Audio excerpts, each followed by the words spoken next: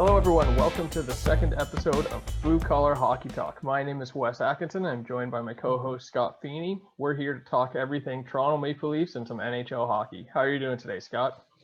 Buddy, I'm doing pretty good, man. You know, I'm looking forward to talking about the games that have come along. I don't know. I was really excited to enter the season. I'm still excited, but I feel like the Leafs are showing up a little soft.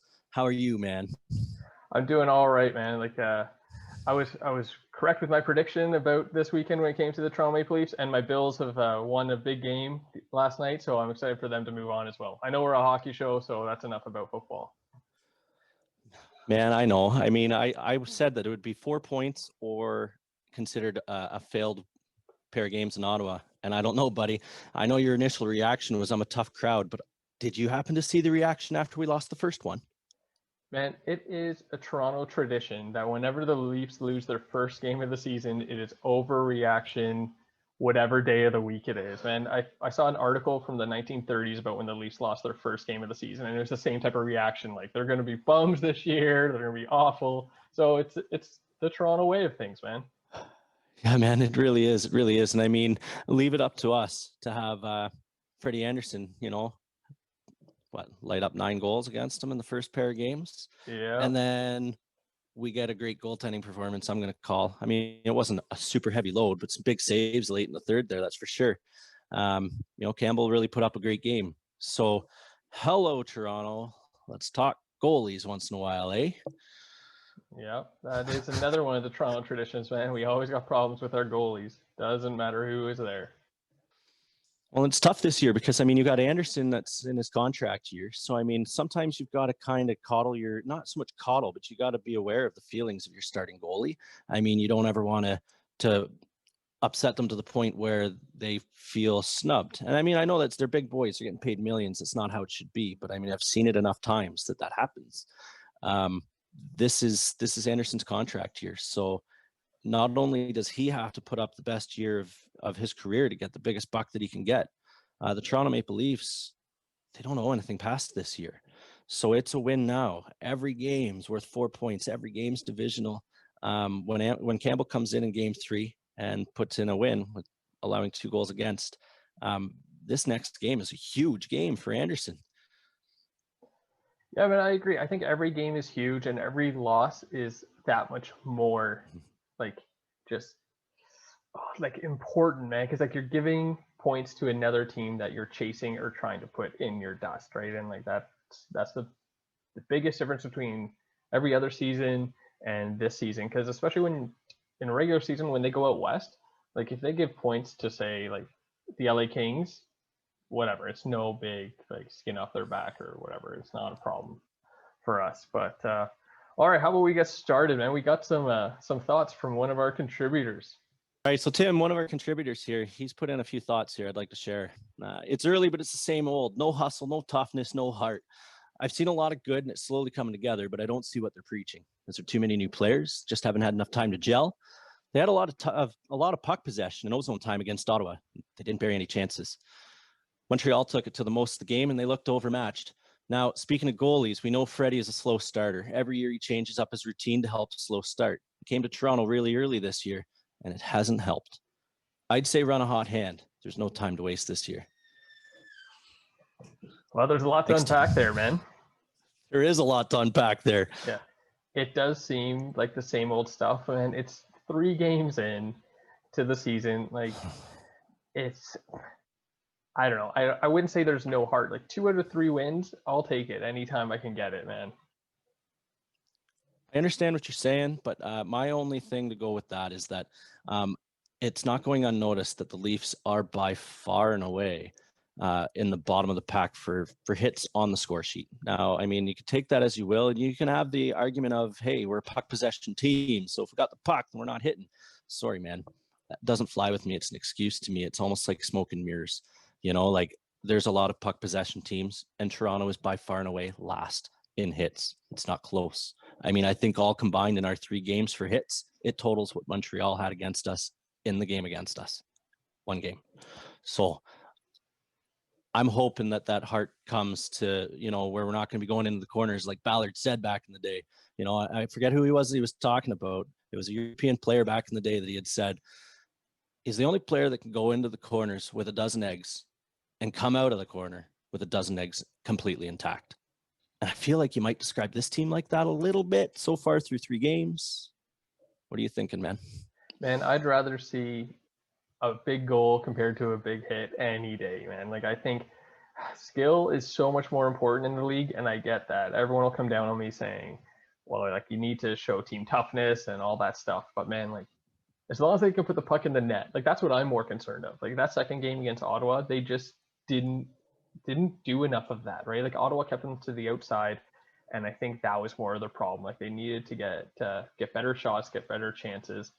And you know what? Sometimes it's just like, you're gonna lose some games, man. Like, they're not gonna go 56-0 this season. Like, you can't expect that.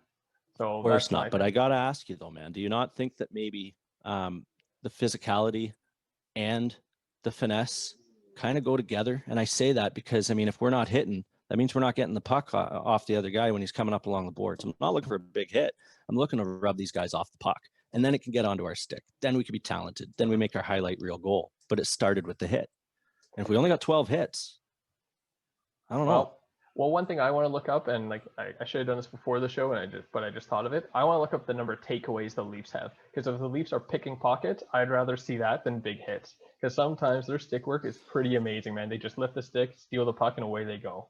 So It's a great point. I'll look into that too, because you could have a valid point there. That could offset this a bit, but I mean, I hope it does. Hopefully, when we look into it next show, we'll chat about that a bit. Absolutely. And what about Tim's point of Freddie? Just, it is October Freddie in January. It is, man. But like, and the thing that's as rough is that, like, his save percentage, I heard it the other day, in his first 8 games of seasons throughout his whole career, he's sub 880. You know, it's just what he is. And yet as a goalie throughout the rest of his career, he's, you know, a 910 save percentage kind of goalie. So now you've got, let's say, the first 8 games. Okay, in an 82 game season, you know, like, quick math, you're close to 10%, you know. In a 56 game season, you're getting closer to that 20% mark. You know, it's like 16, 17%. It means that much more. So how long do you wait? I don't know. Maybe you see more tandem and of using Campbell. I mean, they just put Dell through on waivers. So, I mean, I think it's pretty clear that you're going to have these 2 guys. I don't think there was ever a doubt. But, you know, like, I think you're going to see Campbell in the net 2 out of every 3 games. And by game 8, if Campbell's put in 2 or 3 solid starts to Anderson's 5 or 6 mediocre, then I think it might flip the other way, because, like I said, this is Anderson's contract year.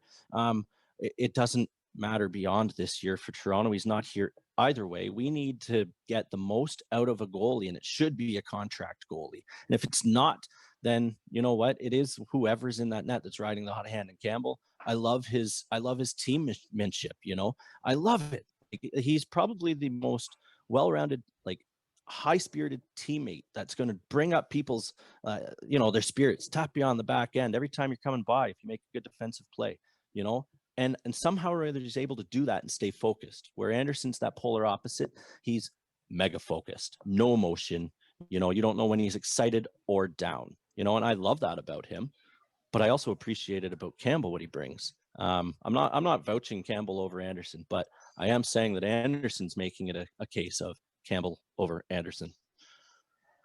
I think it's such a difference too between the way the team plays in front of each guy. The team plays way better defense in front of Campbell than they do Anderson, and I don't know if it's like a subconscious thing, like they think Anderson will bail them out more often, but like, I've noticed in the past few years, whenever their backup goalie is in, they seem to be blocking more shots. They seem to be collapsing more to help the goalie out. But it's just with Anderson, they don't do as well with team defense. Like, how many shots did they allow against Ottawa last night compared to the night before? I think it was like half as many, right? Ottawa didn't get nearly as many clean looks either last night as the night before. But I think it is like 2 different goalies have 2 different mentalities of how they approach the game, like you were saying. So I just hope, man, like, they just need to make the playoffs. Like, that's it. Like, I don't care if they come in first in the division or 4th in the division. As long as they get there, that's all that matters. And they need to win when they get there. So, like, that is it. Well, they do. I mean, it or not, we could say we got a young team all we want. We didn't sign them like a young team. Mhm. You know, their contracts don't make them a young team. Their contracts make it a window, and we need to walk through. You know, I guess you don't walk through windows. I should have said a door, but I don't care. And yeah, man, it's we need to see it come together. And you're right. If they didn't make the playoffs, let's not even talk about that. Like let's not talk about that. We're game 3. Like, of course, we got to have some success in the playoffs. Like, that's our goal, right? Anything below that's going to be scorched the earth again. No. Well, we've referred to the 2 games a lot so far. What do you think of the first game against Ottawa? It was a 5-3 loss, and like, how do you think they did? Personally, I think that we looked like we got out-muscled by the Ottawa Senators. And I feel like it felt like that too. Like it was 33-12 were the hits. I don't mean to keep harping about it, but that's a lot, man. That's a big difference.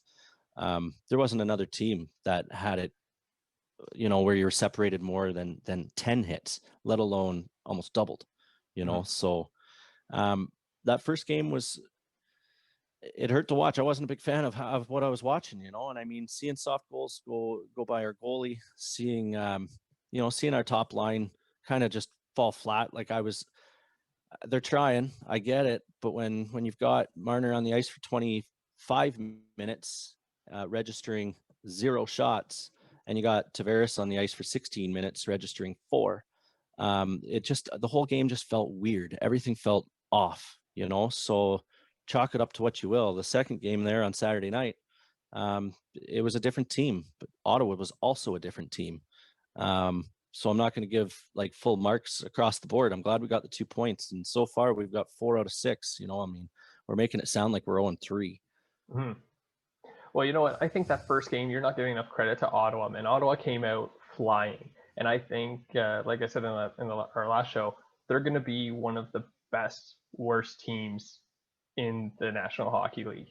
I think they've had huge turnover. They're well coached. They have some really good young players, man. Like there's no awful teams in this division, man. Like, I think Ottawa is going to steal points from every single team. Like, they're just that good, and I think they need to be respected. And I think when the Leafs were up 2-1 in that first game, like Austin Matthews said, you know, they took the foot off the gas. They need to show no mercy, and I think that helped with the second game against Ottawa. Right? Yeah, me too. Like in the second game, I thought there was a few interesting things, right? It was a 3-2 win, like we talked about. Freddie was in the press box, and there was some reactions on Twitter about that I just couldn't understand. You know, when you have your backup goalie in net, he's not coming out of the net. He could allow 10 goals. He's not coming out of the net. I knew that I'd get a cheap reaction out of people when I said that Anderson was up in the press box, but that's all that was. You know, that's all just cheap reaction talk, and we know it. Because, I mean, anybody that's really sitting here and talking, he wasn't playing for the amount of nights that you've got coming up. The night that you're not in net, you might as well go sit up there and just take it in. Watch the team, watch the game, you know. And it also kept Dell involved. Now, I mean, I know that Dell went up on waivers now, so, I mean, I guess we won't have to talk about that for a little while, will we? Well, we'll see about that. You know what was exciting about that game too is the big boys showed up, right? Like Marner had a goal and 2 assists. Thornton got his first goal and an assist as a Leaf. That goal actually made him the oldest forward in Maple Leaf history to record a goal.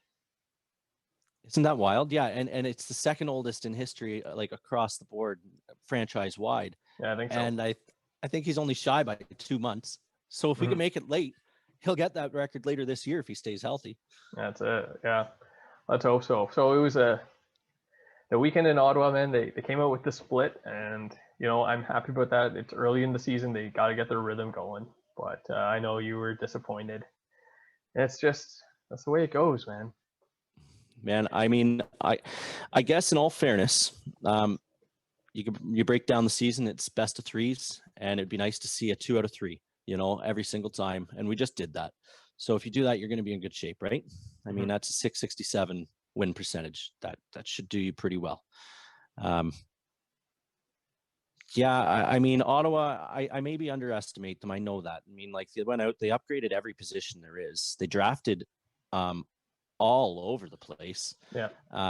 No, I get it. Like, they're hard to read because they're a completely new team. And they're also a team that has hit the ice for the first time there in 10 months. Mm-hmm. because they weren't one of the bubble teams. Mm-hmm. So it was pretty fantastic to see how they came out. I'll give them full marks on that first game. They did take it to us. They didn't show up the second game. We got better goaltending. We got a little bit better. We got a lot better production off our top line. Our big boys showed up. We'll see where we go. The game against Winnipeg here coming up. That's going to be a fun one, man. Mm-hmm. Mm-hmm. Before we get to the game, let's talk about the waivers. The guys that went on waivers today. Like you were saying, Aaron Dell went on waivers and Spezza went on waivers. I mean, what have you done for me lately, right? Like Spezza only went 10 for 10 in the draw yesterday. Yeah. 10 for 10. Yeah, I think it was the injury with to Robertson yesterday. I think that's put the Leafs in a bit of a cap pickle right now, so they're going to have to work that out. And that Spezza, he's going to clear through the waivers, because if he gets claimed, in my opinion, if he gets claimed by another team, he's just not going to report, and the other teams would know that. Like, he wants to finish his career in Toronto. As for Aaron Dell, I hope he doesn't get picked up. Let's see, man. It just is. It is the way it is sometimes. Yeah. So I mean, speaking about Dell, I mean, I think that we could lose him on waivers here. There's a couple teams that are in pretty dire needs of goaltending, and I could see that happening. If it happens, it happens. It's one of those natures of the beast of a strange year.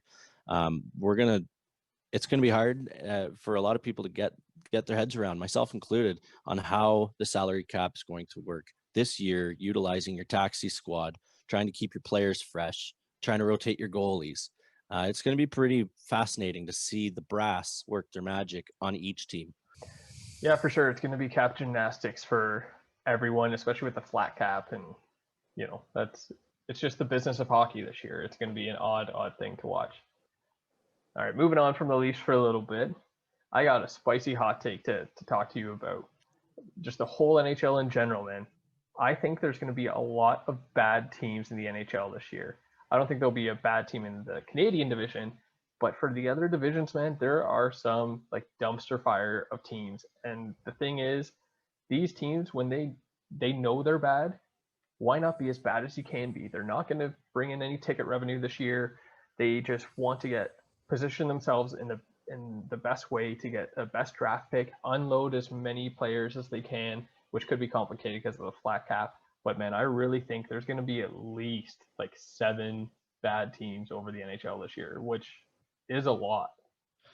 Well, I mean, think of another dynamic, right? Normally you've got 2 conferences where you're competing for 8 playoff spots on each side. Now you're not. Now you've got 4 divisions where you're each battling for 4 playoff spots, So normally when you're maybe losing touch with a team that's ahead of you in the standings in your division, there might still be another division that's a little bit weaker, or vice versa, where you're still in it.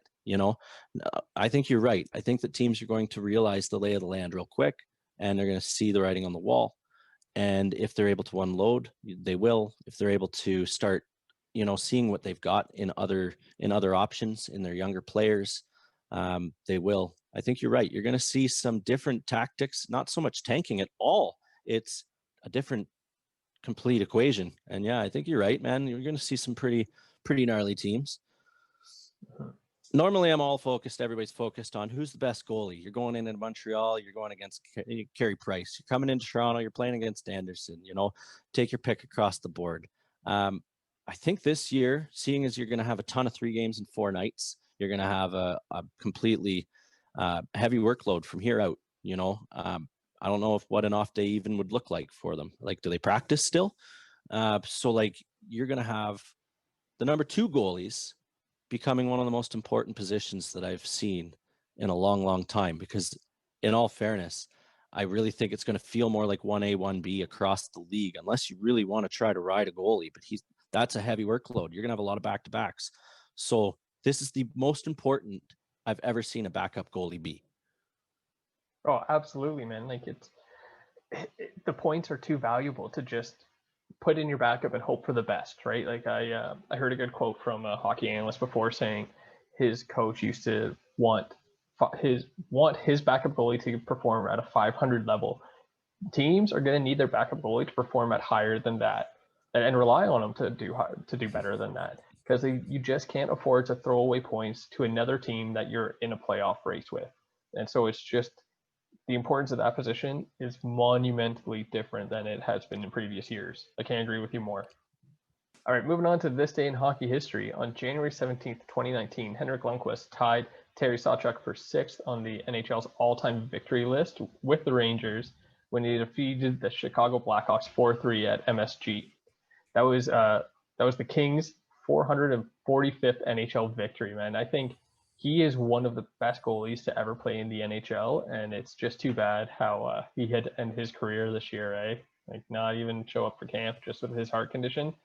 Yeah, man, it's heartbreaking to see. I mean, like, in all fairness, it felt weird seeing him gonna put on a different jersey, but I mean, he still felt like he had it in him, and he's a great goalie. He's a great teammate. I mean, hell, he really held his chin up high right through all of that time in New York, even when the owners were sending out letters saying, "Hey, season's ticket holders, we're about to be awful."